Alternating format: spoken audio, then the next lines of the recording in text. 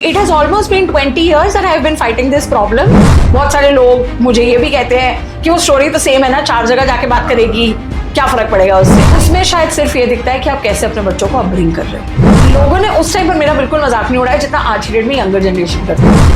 I did a show with Sandeep Maheshwari also. उन्होंने मुझे यही कहा कि अंकिता, मुझे आपको देख के लगा ही नहीं कि आपको कोई प्रॉब्लम है। उनको लगा ये एक स्टाइल स्टेटमेंट है। लेकिन इन सब इंटरव्यूज के पीछे का सोल पर्पस क्या है? लोगों को लगता है मुझे पैसे मिलते हैं शो करने के, लोगों को लगता है मुझे अटेंशन मिलती है शो करने के। देखो, जिसको जो लगेगा, I can not do anything. मैं वहां से बाहर आई, मैंने अपनी माँ के हाथ जोड़े कि भैया बहुत मैंने एक बैटल खाई है, आई थिंक अब बस हो गई नहीं। Hey, welcome back to तजुर्बा talks with Jitesh, sponsored by unique resin creations. आज की जो हमारी गेस्ट है, उनके बहुत सारे पॉडकास्ट आ चुके हैं और हर पॉडकास्ट के बाद उनको एक चीज कॉमन सुनने को मिलती है कि आप ये जो सब पॉडकास्ट कर रहे हो ना, ये सब के सब आप पब्लिसिटी, सिंपैथी, अटेंशन या फिर पैसा कमाने के लिए कर रहे हो। लेकिन आज का ये पॉडकास्ट थोड़ा सा डिफरेंट होने वाला है। उनकी जर्नी के साथ साथ हम ऐसे सवालों के भी जवाब देने वाले हैं और जानेंगे सच क्या है। क्या वो सच में सिंपैथी, पैसा या फिर अटेंशन के लिए ये सब कर रही हैं, या फिर इसके पीछे का मकसद कुछ और है। तो आइए चलते हैं अंकिता जी के पास और उन्हीं से जानते हैं कि उनका इन पॉडकास्ट के पीछे का असली मकसद क्या है।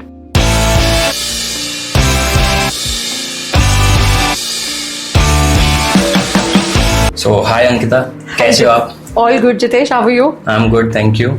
सो मैंने आपके बहुत सारे इंटरव्यूज देखे और आपका वो एक ऑडियो पॉडकास्ट था जो सबसे पहले मैंने सुना था, तो उसके बाद मैंने सोचा था कि एक दिन आपको पॉडकास्ट पे जरूर बुलाऊंगा। So welcome to our podcast. Thank you so much for having me here Jitesh. आप हमारी ऑडियंस को कुछ बताइए। ऑल्दो मैंने आपके पॉडकास्ट देखे हैं, so I know a bit about your journey, but still मैं आपकी जुबान से सुनना चाहूंगा और चाहूंगा कि मेरी ऑडियंस को पता लगे कि आपकी जर्नी क्या है, क्या आप करते हैं और कैसी आपकी ये लाइफ रही है। My first show was, it was called Can Inspire by C. Pallavi Rao Narvekar.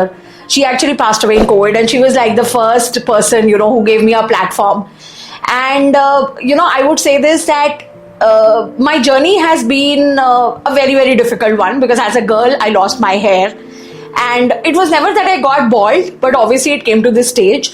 So it has almost been 20 years that I have been fighting this problem. I was in grade 9 when this problem of mine started. I left no stone unturned in terms of going to doctors, in terms of going to vets, in terms of going to hakims, anything you call it, and I did it. But, after a certain period of time, I realized that I'm not going to get my hair back. So now, I think I am the way I am. So, yeah, that's how it is. एक लड़की के लिए उसके बालों का चले जाना, मुझे ऐसा लगता है बहुत ही डिफिकल्ट है आज की सोसाइटी में कैरी ऑन करना। तो मैं शुरू से स्टार्ट करेंगे। सो कब ये जो प्रॉब्लम स्टार्ट हुई, आई वुड से प्रॉब्लम नहीं करना चाहिए, जो भी इलनेस है, कब स्टार्ट हुई, किस एज में स्टार्ट हुई और आपको कैसे पता लगा?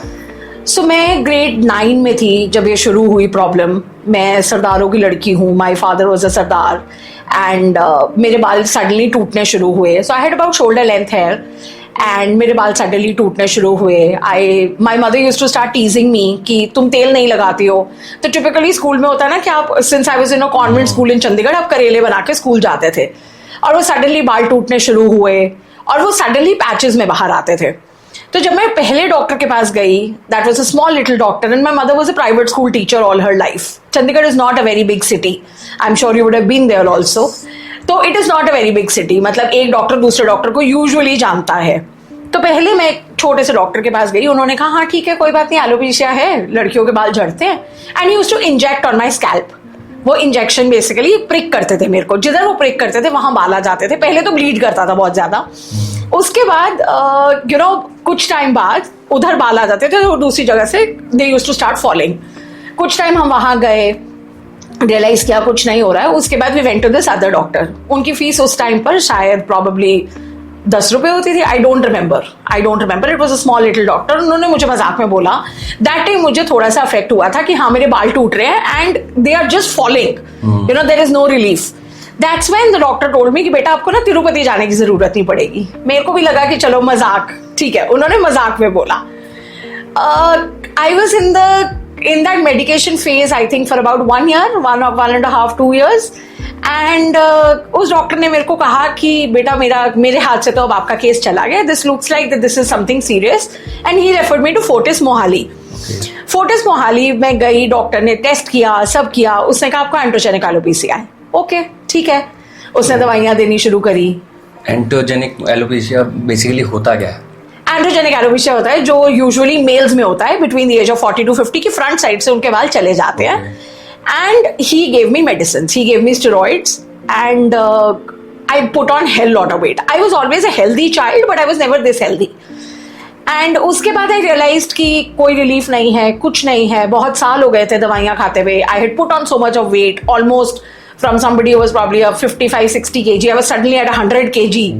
So physical appearance मेरे लिए बहुत मैटर करने लग गई थी। लोगों ने नाम बोलने शुरू कर दिए थे। बट हाँ, my school time friends used to call me, तब वो एक मूवी रिलीज हुई थी बेंड इट लाइक बेकहम, तो मेरे स्कूल टाइम फ्रेंड्स मेरे को उस मूवी से कंपेयर करने लगे थे कि देख तूने अपना फेस कट वैसा करवा लिया है। एंड उसके बाद आई रियलाइज्ड कि मेडिसिन खा रही हूँ, कोई रिलीफ नहीं है। उसके बाद एक डॉक्टर है और चंडीगढ़ में ही, दिस वाज अबाउट, तो मम्मा बहुत परेशान रहने लग गई थी कि डॉटर के साथ ऐसा हो रहा है, what is it that she can do to you know kind of get me my hair back. हम सड़क पे जा रहे होते थे तो चंडीगढ़ में अपनी मंडीज का कॉन्सेप्ट है, हम अपनी मंडी जा रहे होते थे, वहां पर कोई आता था, मम्मा को कहता था अपनी बेटी के सिर पे प्याज का रस लगाओ, वो सब भी किया। कोई कहता था गोमूत्र लगाओ, वो भी किया कि बाल आ जाए वापस, पर वो नहीं आए। Eventually, when I went to this other doctor, which was almost 7-8 years down the line, that I was eating those steroids and there was no relief. मुझे बहुत सीवियर PCOD हो गया था।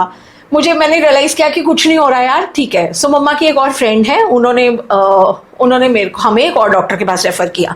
His name is doctor KP Singh, very very well known doctor Jitesh of Chandigarh. मतलब उनकी appointment आज की date में भी आपको नहीं मिलेगी। उससे पहले before I had gone to KP Singh, मेरे डॉपलर्स हुए, MRI हुए, CT स्कैन हुए।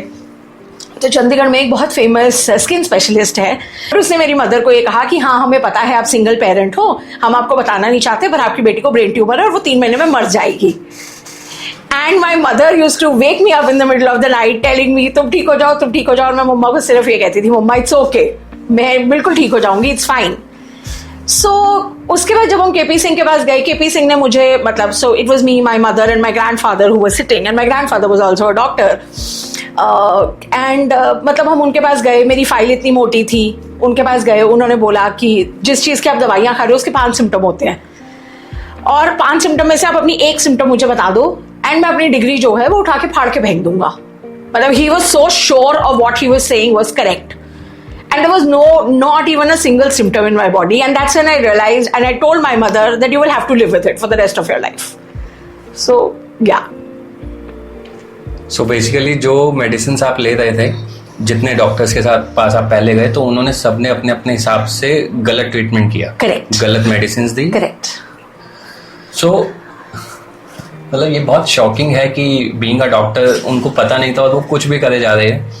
सो आज की डेट में अब इतने साल निकल गए हैं and you are living with this, and I am not saying this is wrong और समथिंग, बट उन डॉक्टर्स के लिए कभी मन में से आया कि यार अगर उन्होंने सही टाइम पे एटलीस्ट गिव अप ही कर दिया होता तो शायद मैं आज इस स्टेज पे ना होती। तो कभी ऐसा मन में आया, या कभी होता है ना कि हम किसी के लिए बोलते हैं कि नहीं यार मेरे को मतलब मुझे वो डॉक्टर से बदला लेना है, या मुझे कुछ तो उसको रियलाइज कराना है कि उसकी वजह से मेरी आज ये कंडीशन है। जितेश, मैं आज की डेट में भी उस डॉक्टर का नाम ना इस शो पे बड़ी ओपनली ले सकती हूँ। His name is doctor R Muralidharan, south Indian doctor. He has the best of awards in his room today. And उस टाइम पर उनकी कंसल्टेशन 1500 रुपए होती थी फोर्टिस मोहाली में, ठीक है। The time that I had gone to him with Dr. KP Singh's prescription, he just walked out of his chamber because he knew he was wrong. Okay? Today, I could have probably gone to ICMR. A lot of people told me, go to consumer court, go here, go there, sue the doctor. I said, no, I don't want to do it. It is karma. It will come back to him someday. If not through me, through something or the other, it will come back to him. Exactly. So, I believe a lot in karma. And I have, I will say कि मैं अपनी life में इतना कुछ देख चुकी हूँ ना कि मुझे अब लगता है ठीक है। जो मेरे साथ गलत करता ना, मैं उस बस पीछे आके मैं ना सिर्फ देखती हूँ कि अच्छा ठीक है। और अब मैं गुरुजी में बहुत विश्वास रखती हूँ, खैर अभी नहीं, बहुत टाइम से रखती हूँ। It has been, there is another friend of mine who is in Gurgaon, and उन्होंने मेरे को कनेक्ट किया गुरुजी से वे बैक इन 2011, एंड उसके बाद से there is no looking back. मैं किसी को भी आज की डेट में गलत नहीं बोलती हूँ। मेरा गुस्सा इतना ज्यादा होता था एक टाइम पे कि मैं शायद मार देती सामने वाले को, बट अब मैं बिल्कुल शांत हो गई हूँ। जिससे बात करनी है करो, नहीं करनी मत करो। सो ठीक है। सो कर्मा तो I am a strong believer in Karma, क्योंकि मुझे भी ऐसा लगता है कि कर्म ठीक है ना तो सब ठीक है, अदरवाइज आप कुछ मर्जी कर लो, कुछ ठीक नहीं होगा अगर आपके कर्म खराब है। सो आई एग्री। हाँ मतलब आपकी जर्नी को सुन के ऐसा लग रहा है कि आपको भी अंदर से आया कि ठीक है, इतना कुछ ऑलरेडी झेल चुके हैं, इतनी भाग दौड़, इतना सब कुछ कर चुके हैं, तो अब इन सब पछड़ों में नहीं पड़ना, जो है जैसा है उसको एक्सेप्ट कर। एग्जैक्टली और मैंने अपनी मदर को भी यही बोल दिया। सो जब ये सब हुआ तो आई am sure journey was not easy, और स्कूल टाइम से लेकर ही आपका ये जो प्रॉब्लम है ये शुरू हो गई थी। सो स्कूल टाइम में क्या चैलेंजेस थे आस पड़ोस के बच्चों के साथ जब आप खेलते थे अपनी सोसाइटी में, अपने स्कूल में, क्लास में, तो क्या कभी लोगों ने उनको अपने बच्चों को खेलने से रोका आपके साथ? बिल्कुल रोका। लोगों को लगा कि शायद ये कंटेजियस डिजीज है, उनके बच्चों को ना हो जाए, बिल्कुल लगा। बट हाँ, there are as much as I name him every time on the show, his name is Pulkit. He's a very very dear friend. मतलब मुझे नहीं पता कि what would I do without him, be it my anything whatsoever. I am blessed to have him. He is somebody who didn't give up on me and hasn't given up on me till date. But हाँ, I have seen faces change. So जैसे जैसे बड़े हुए, school खत्म हुआ, college खत्म हुआ, then you went into like work life, right? तो वहाँ पे कुछ ऐसे एक्सपीरियंसेस, ऐसा तजुर्बा रहा जिसने कई बार होता है ना, हम जब धीरे धीरे किसी चीज से उभरने की कोशिश करते हैं, बट कोई ना कोई आके हमें वापस उसमें ला के हमें रियलाइज कराता है कि नहीं, अभी आप उधर ही हो। तो कभी ऐसा कोई एक्सपीरियंस, ऐसा तजुर्बा हुआ आपको? देखो, फिजिकल अपीयरेंसेस तो बहुत मैटर करती है, बिकॉज हम एक ऐसी सोसाइटी में रहते हैं जिधर की लड़की पतली होनी चाहिए, लड़की सुंदर होनी चाहिए, लड़की के लंबे बाल होनी चाहिए, लड़की काली नहीं होनी चाहिए। वो थॉट प्रोसेस इंडिया में चेंज करना बहुत जरूरी है।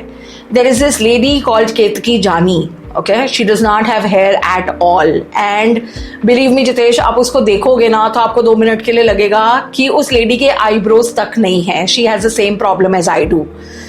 I still have hair, she does not have hair, and she is, she has a tattoo over her scalp. She's a Marathi, and you can also Google her over YouTube. She has won a lot of awards. Her tagline is "Let's uncover alopecia." So I know for a fact that I have seen the world change. मतलब मैंने लोगों की शक्लें बदलती देखी हैं। मैंने मतलब I will not say that I have faced rejections in life. Yes, that is another aspect. But for a fact that I know that in a lot of workplaces, people have probably made fun of me behind my back. लोगों ने शायद बोला होगा कि इस लड़की के बाल नहीं है, लोगों को लगा होगा फैशन स्टेटमेंट है। लाइक आई सेड अभी कुछ टाइम पहले कि मुझे नहीं फर्क पड़ता। एक टाइम होता था कि मैं घर वापस आके बहुत रोती थी अपनी माँ को हक करके कि हाय किसी ने मेरे को कुछ बोला। Not any more, I don't do it any more.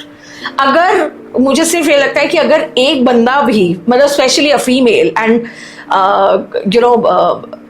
I mean even if it is one female who gets inspired through my show, I think my job is done.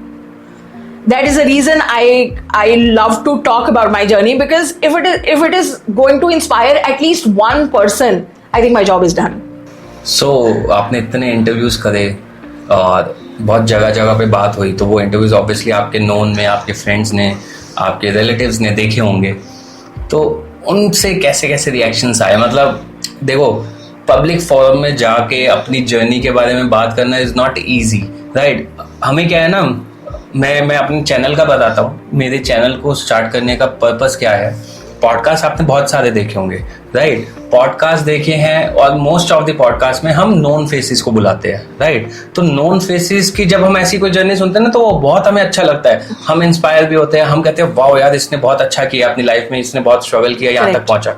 But जब उसी तरह की जर्नी आपके और मेरे जैसा एक common man आके अपनी जर्नी शेयर करता है, तब लोग बोलते हैं कि यार तू तो दिखा रहा है। Exactly. अगर तूने किया भी है तो दुनिया को क्यों बता रहा है? Exactly. हमारा चैनल क्या कहता है, जैसे हमारी टैगलाइन है कि हर इंसान अपनी जिंदगी में हीरो होता है, बस फर्क सिर्फ इतना होता है कि बहुत से लोगों की फिल्म रिलीज नहीं होती। Exactly. तो हमारा पर्पस यही है कि आपके मेरे जैसे जो आम लोग हैं, वो भी तो अपनी जिंदगी में किसी ना किसी चीज से जूझ रहे हैं, कहीं ना कहीं किसी ना किसी पॉइंट पे पहुंचे हैं, और अगर नहीं भी पहुंचे हैं, वो स्टिल सब स्ट्रगल कर रहे हैं, तो वो एटलीस्ट लड़ तो रहे हैं अपनी जिंदगी। तो उनकी कहानियां हम लोगों तक लेके आए, ताकि उनकी कहानी बहुत से लोगों को इंस्पायर कर सके, और जो लोग जिंदगी में हार मान के बैठ जाते हैं ना, शायद आपकी कहानी से उनको एक किक मिले।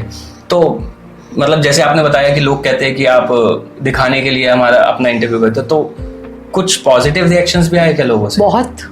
There are a few ladies who are alopecia survivors. I will not take names on the show because I know the show will be on YouTube. But there is one particular lady who approached me over Facebook Messenger after she saw my previous interview. And she just said कि अंकिता आपको सुन के मुझे इतना अच्छा लग रहा है कि वो विग लगाती है. She does not have hair. मेरे से भी छोटे बाल है उनके.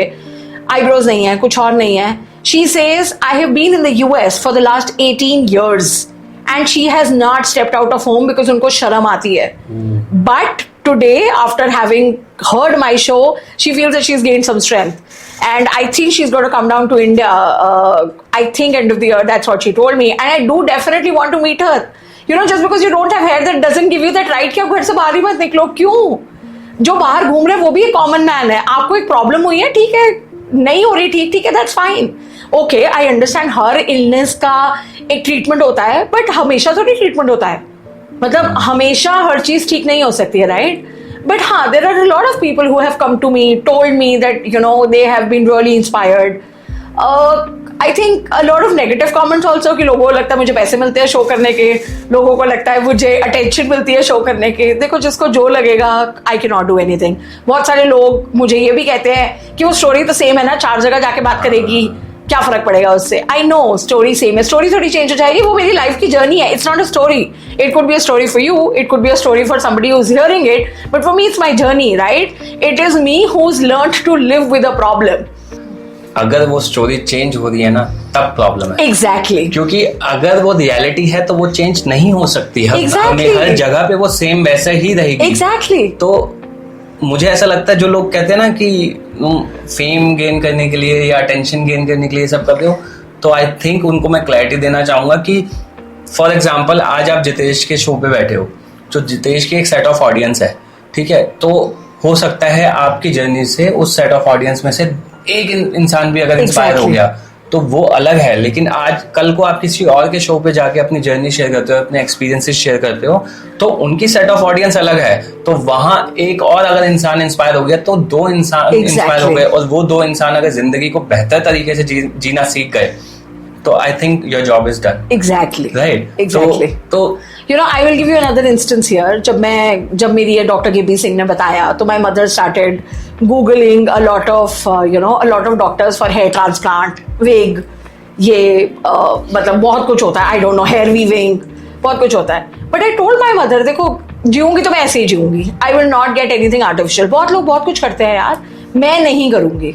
मतलब you will have to live with it. That's it. Yeah. And at the end of the day, if I am okay, she is also okay. You know, of course there are rejections. There are a lot of rejections in life. मैं ये नहीं कहूँगी rejection बहुत होती हैं. But वो एक होता है ना कि आपको फिर भी लगता है कि नहीं, ठीक है, you are still better off than a lot of other people. I know. मतलब बहुत लोगों को लगता है मेरे को कैंसर है. मेरी एक so called acquaintance है, वो तो मुझे हर बार ही मिलके कहती है, अच्छा आपका कैंसर का ट्रीटमेंट अभी भी चल रहा है, और मुझे ही नहीं पता मुझे कैंसर है. So that's the kind of, you know, that's the kind of feedback that I've heard from people. So yeah. सी, मैं तो ये कहूँगा जब डॉक्टर को ही नहीं पता लगा कि क्या था, तो बेचारे लोगों का तो क्या ही कर सकते हैं. और हमारी सोसाइटी में तो जज करना और एज्यूम करना इतना कॉमन हो चुका है कि आप कुछ मर्जी करो, इन दी एंड वो उन्होंने कुछ ना कुछ तो उसमें अपनी एजम्पशन लगा के उसको कुछ अलग ही रूप दे देना. Exactly. तो कभी ऐसा कुछ रिग्रेट कि इसकी वजह से मेरी लाइफ का ये पार्ट जो है लाइफ टाइम के लिए मैंने इसको खो दिया या मिस कर दिया? जब ये शुरू में प्रॉब्लम हुई थी तो मैं शादियों पे जाना बंद कर देती थी. You know, I never used to do makeup, कि मुझे ऐसा लगता था ये मतलब मेरे बाल जा रहे हैं, क्या होगा. तो आपने कहा कि आपने मेकअप करना बंद कर दिया, तो वो एक करेज बोल लो या वो एक कॉन्फिडेंस कैसे गेन हुआ ऑल ऑफ अ सडन जब आपने दोबारा से एक फाइनली डिसाइड किया कि नहीं, मुझे ऐसे छुप के नहीं जीना है, मुझे दुनिया के सामने आना है, मुझे दुनिया को दिखाना है कि मुझे फर्क नहीं पड़ता. तो वो एक कॉन्फिडेंस जो बिल्ड हुआ वो कैसे build? So I think for me the turning point in life was my mother only.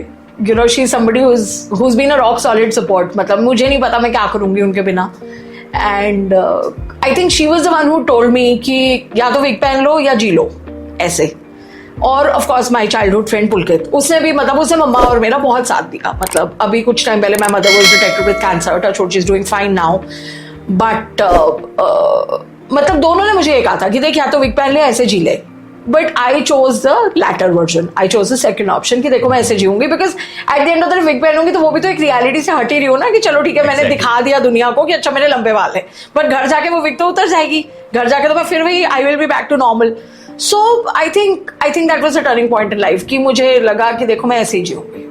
अभी लाइफ कैसी है? इतने इंटरव्यूज दे दिए और इतनी जगह बात हो गई आपकी जर्नी की, तो आज की डेट में एट प्रेजेंट लोग किस नज़रिए से देखते हैं, क्या चल रहा है लाइफ में? देखो लोग तो अभी भी बॉडी शेम करते हैं, लोग तो अभी भी मजाक उड़ाते हैं, बुरा भी लगता है. At times yes there are instances when I just come home and I break down कि भैया मैंने किसी से ये सुन लिया. मैं मेट्रो में ट्रैवल करती हूँ तो लोग कुछ भी कह देते हैं, लोग फन ऐसे उंगली उठा के लोग कुछ भी बोलते हैं. पर ठीक है, I think there are days when I also feel low, when I also feel कि अच्छा I should also have had long hair.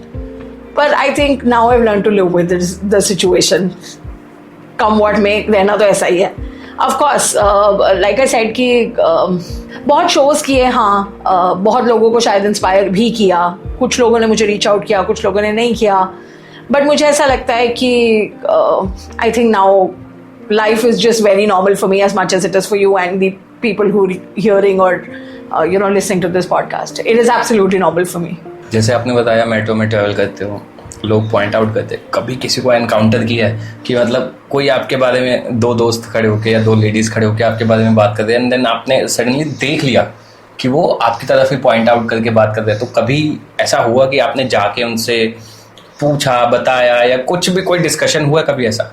Encounter तो बहुत बार हुआ है कि बुरा लगता है when you realize that somebody is pointing towards you and वो आपके बारे में बात कर रहे हैं. Usually it is a younger generation, right? उसमें शायद सिर्फ ये दिखता है कि आप कैसे अपने बच्चों को अपब्रिंग कर रहे हो. मैं भी एक स्कूल गोइंग किड थी जब मुझे प्रॉब्लम शुरू हुई थी. I was a school going girl. Today I am above 30 and मतलब मेरे टाइम पे लोगों ने जरूर मेरा मजाक उड़ाया बट ऐसे नहीं किया. मतलब हमारे संस्कार और जो पुराने संस्कार थे उनमें, मतलब आज के संस्कार और पुराने संस्कारों में जमीन आसमान का फर्क है जितेश.